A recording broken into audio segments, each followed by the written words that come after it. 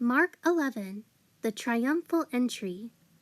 When they were nearing Jerusalem, at Bethphage and Bethany near the Mount of Olives, Jesus sent 2 of his disciples, saying to them, "Go into the village in front of you, and immediately as you enter it, you will find a donkey's colt tied, which has never been ridden by anyone. Untie it and bring it here.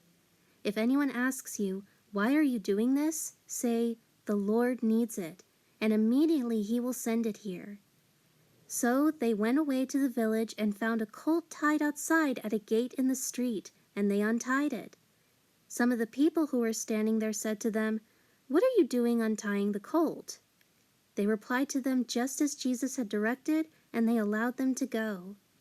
They brought the colt to Jesus and put their coats on it, and he sat on it. And many of the people spread their coats on the road as an act of tribute and homage before a new king. And others scattered a layer of leafy branches which they had cut from the fields, honoring him as Messiah. Those who went in front and those who were following him were shouting in joy and praise, "Hosanna! Blessed is he who comes in the name of the Lord! Blessed is the coming kingdom of our father David! Hosanna in the highest heaven!" Jesus entered Jerusalem and went to the temple enclosure, and after looking around at everything, he left for Bethany with the 12 disciples, because it was already late in the day. On the next day, when they had left Bethany, he was hungry. Seeing at a distance a fig tree and leaf, he went to see if he would find anything on it. But he found nothing but leaves, for it was not the season for figs. He said to it, "No one will ever eat fruit from you again." And his disciples were listening to what he said.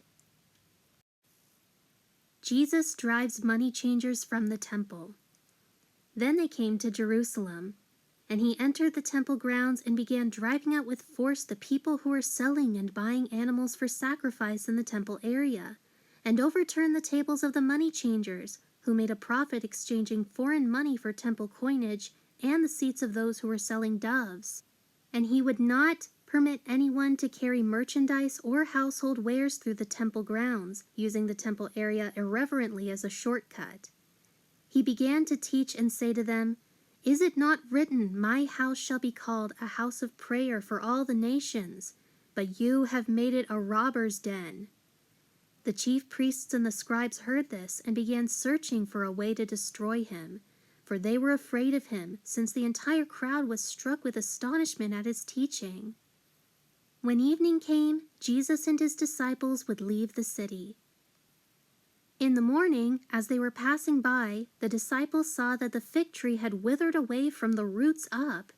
And remembering, Peter said to him, "Rabbi, look, the fig tree which you cursed has withered." Jesus replied, "Have faith in God constantly. I assure you and most solemnly say to you, whoever says to this mountain, 'Be lifted up and thrown into the sea,' and does not doubt in his heart in God's unlimited power, but believes that what he says is going to take place, it will be done for him in accordance with God's will. For this reason I am telling you, whatever things you ask for in prayer in accordance with God's will, believe with confident trust that you have received them, and they will be given to you.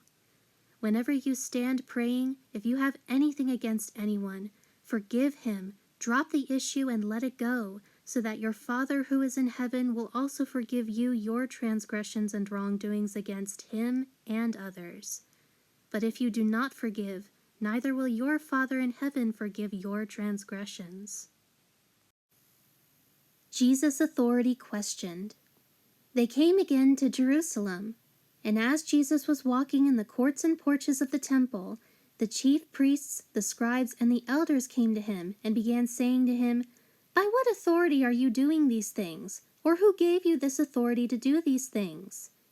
Jesus said to them, "I will ask you one question, and you answer me, and then I will tell you by what authority I do these things. Was the baptism of John the Baptist from heaven, that is ordained by God, or from men?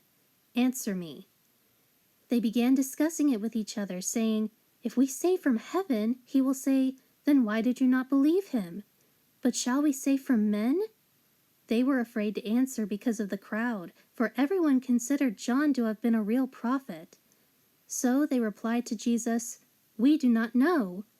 And Jesus said to them, "Neither will I tell you by what authority I do these things."